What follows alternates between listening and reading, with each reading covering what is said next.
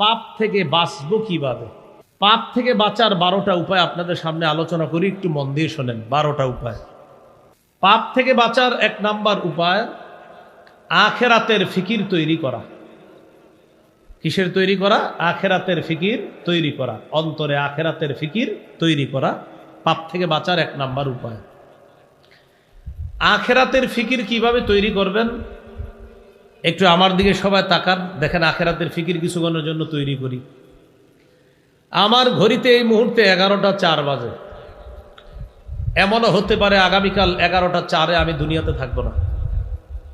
আচ্ছা, আমি যদি আগামীকাল 11টা 4 দুনিয়াতে না থাকি, কোথায় থাকবো? কবরে। আমার আত্মীয় স্বজন আমারে কবরে রেখে আসবে। হ্যাঁ, তারা সত্যি রেখে আসবে। তারপর কি হবে? কি হবে? আমারে প্রশ্ন করবে 3টা, উত্তর দিতে পারলে কি হবে?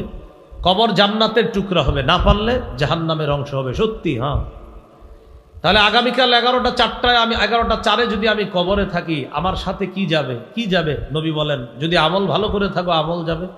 তো আমি সারা জীবন যে সম্পদ কামাই করলাম সেটা নবী বলেন ওয়ারিশরা পাবে। সাহাবীদেরকে প্রশ্ন করলেন, তোমাদের কাছে সম্পদ দাম কোনটা? ওয়ারিশের সম্পদ না তোমার সম্পদ? সাহাবীরা বললেন, হুজুর, আমাদের সম্পদ আমাদের কাছে দামি ওয়ারিশের সম্পদের চাইতে, কারণ আমাদের সম্পদ ওয়ারিশরা পাবে মরার পর, এই জন্য আমাদেরটা আমাদের কাছে বেশি দামি। নবীজি বললেন, ঠিক তো? কয় হ্যাঁ। এবার আমার দিকে তাকান, এটা হলো আমার সম্পদ, এটা ওয়ারিশের সম্পদ, কখন পাবে আর কি পরে মনে করেন। তো নবীজি বলেন, একটা হলো আমল আর একটা হলো মাল। তোমার আমলটা হলো তোমার সম্পদ, তোমার মাল হলো ওয়ারিশের সম্পদ। নবী বলেন, তোমার আমল হলো তোমার সম্পদ, তোমার মাল হলো ওয়ারিশের সম্পদ। বলেন তো ভাই, আমল কার সম্পদ? আমার। বলেন, আমল কার আর মাল কার? ওয়ারিশ। তো নবীজি বললেন, তোমরাই তো বললা তোমাদের সম্পদ বেশি দামি। হ্যাঁ। নবীজি বললেন, তোমাদের সম্পদ হলো আমল, ওয়ারিশের সম্পদ হলো মাল, তাই তোমার সম্পদ এটা পাবে ওয়ারিশ, আর তোমার যে আমল নামা এটা তুমি পাবা।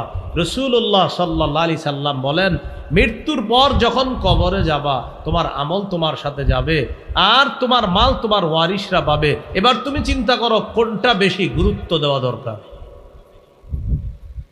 তাহলে আমাদের সম্পদের নাম কি বলেন তো? আমল। বলেন, আমাদের সম্পদের নাম কি? আমাদের সম্পদের নাম কি? আর ওয়ারিশের সম্পদের নাম মাল। বলেন, আমাদের সম্পদের নাম আমল, ওয়ারিশের সম্পদ। নবীজি বলেন, যা কামাই করছো ওয়ারিশ পাবে, যা আমল করছো তুমি পাবা।